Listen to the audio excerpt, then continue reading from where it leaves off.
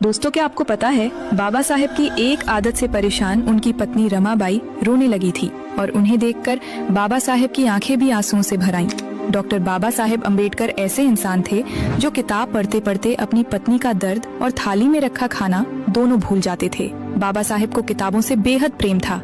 अगर कोई बेहतरीन किताब दिख जाए तो खरीदे बिना उन्हें चैन नहीं मिलता था। एक बार उन्होंने लॉज ऑफ इंग्लैंड की 5 मोटी किताबें खरीदी और फिर पढ़ाई में ऐसे डूब गए कि उन्हें भूख प्यास तक का होश नहीं रहा।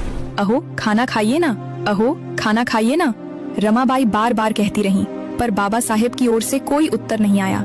अंत में वे बस इतना बोले, अरे ये पन्ना पूरा कर लूं, फिर भोजन करता हूँ। बाबा साहेब किताब से नजर तक नहीं हटाते थे। आखिर में रमाबाई चुपचाप उनकी मेज पर थाली रख गईं और भावुक मन से लौट आईं। उन्होंने सुबह देखा खाना तो वैसा ही पड़ा था। पति भूखा तो पत्नी भी भूखी रही थी। एक दिन पत्नी के कहने पर बाबा साहेब ने पढ़ना बंद किया और भोजन करने बैठे। भोजन करते करते उन्होंने रमाबाई से कहा, अरे तू हमेशा मेरे नाम से ये कहती रहती है कि मैं घर गृहस्थी की ओर ध्यान नहीं देता, तो फिर मुझे क्या करना चाहिए? तू क्या सोचती है? इस पर रमाबाई सहज भाव से बोली, अहो घर में सब्जी लगती है, तेल, नमक, गेहूँ, चावल लगते हैं। बच्चों को पास बुलाकर कभी प्यार तो करिए, उन्हें दुलार तो दीजिए।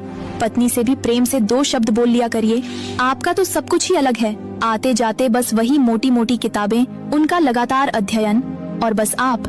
इन शब्दों के साथ रमाबाई की आंखों में आंसू आ गए और उन्होंने कई दिनों से दबा अपना दुख पति के सामने व्यक्त कर दिया। वास्तविक स्थिति की समझ होते ही बाबा साहेब जैसे महामानव की भी आंखें नम हो गईं। उन्होंने बड़े प्रेम से पत्नी से कहा, रामू तू ऐसी साध्वी है, इसलिए ही तो मैं ऐसा रह सकता हूँ।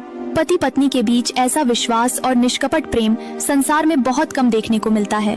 इसी विषय में डॉक्टर बाबा साहेब आम्बेडकर कभी कभी निजी बैठकों में अपने मित्रों से कहा करते थे, पत्नी और बच्चों से कैसे व्यवहार करना चाहिए ये मुझे सचमुच समझ में नहीं आता, लेकिन पुस्तकों से मेरा बहुत अच्छा मेल बैठ जाता है।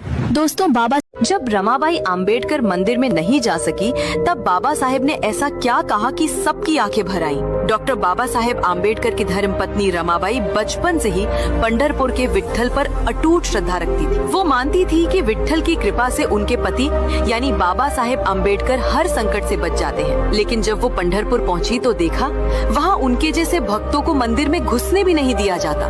रमाबाई ने देखा कि एक दलित समाज की लड़की ने एक तथाकथित उच्च समाज के व्यक्ति को गलती से छू लिया तो उसे पीट पीट कर खून से लथपथ कर दिया गया। टूटे हुए दिल से रमाबाई ने घर लौटकर सब बाबा साहेब को बताया। तब बाबा साहेब ने कहा, रमा, जो विठोबा अपने ही भक्तों को मंदिर से दूर कर दे, उनके दर्शन भी ना करने दे, वो कैसा भगवान? हम ऐसा कोई तीर्थ क्यों जाए जहाँ हमारे लोग अपमानित हों?